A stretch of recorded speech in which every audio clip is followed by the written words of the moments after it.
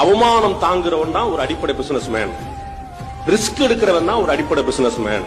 ரெண்டு. மூணாவது, எங்க ரிஸ்க் எடுக்கணும், எப்ப ரிஸ்க் எடுக்கணும், எப்படி ரிஸ்க் எடுக்கணும், இத சின்ன ஹோம்ஒர்க் பண்றவன் தான் பிசினஸ் மேன்.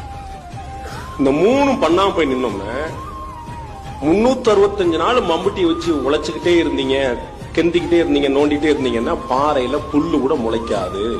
வாடிக்கையாளர்கள் அனைவருக்கும் வணக்கம். போன கிளாஸில் நம்ம எம்எஸ்எம்இ பற்றி பார்த்தோம். அது நிறைய ஃபோன் கால் பண்ணி சார் நல்ல ஒரு பிரயோஜனமாக இருந்தது அப்படின்னு சொன்னாங்க. அது மாதிரி இன்றைக்கி நம்ம இட வசதியை பற்றி நம்ம தெரிஞ்சுக்கிறணும். இப்போ நம்ம இந்த பாக்கு தொழிலோ இல்லை பேப்பர் தட்டு தொழிலோ நம்ம செய்ய போகிறோம் அப்படின்னு சொன்னால் அதுக்கு போதுமான இடம் எவ்வளோ வேணும், எவ்வளோ இடம் இருந்தால் நமக்கு நல்லது அப்படின்னா குறைஞ்சது ஒரு 600லேருந்து 200 ஸ்கொயர் ஃபீட் நம்ம வச்சுக்கணும். அப்போ தான் நமக்கு தயாரிக்கிறதுக்கும் நம்ம ஸ்டாக் வைக்கிறதுக்கும் ரா மெட்டீரியல்ஸ் வைக்கிறதுக்கும் போதுமான இடம் நமக்கு போக செட் ஆகும். பெரும்பாலும் இது தரைத்தளமாக இருந்தால் நல்லாயிருக்கும்.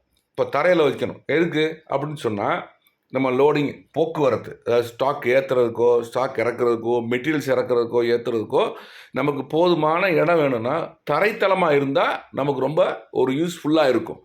அது நிறைய பேர் சில இடங்களில் உயரமான இடத்துல வச்சுடுறீங்க. அப்போ மட்டை ஏற்றுறதும் சிரமமாக இருக்கும், தட்டு இறக்குறதும் சிரமமாக இருக்கும், ஸ்டாக் வைக்கிறதுக்கும் சிரமமாக இருக்கும். அப்போ நம்ம தூக்குறதுக்கு இறக்குறதுக்கு ஒரு ஆள் தேடிட்டே இருக்கக்கூடிய ஒரு சூழ்நிலை உருவாகும். அப்போ என்ன செய்யணும் அப்படின்னா நம்ம தரைத்தளமாக தேர்ந்தெடுத்தால் நல்லது.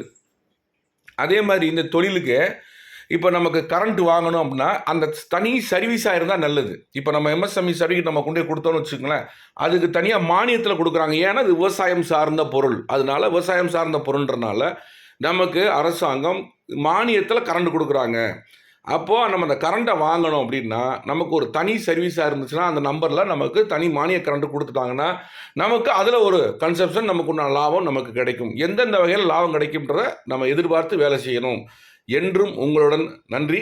அடுத்த கிளாஸில்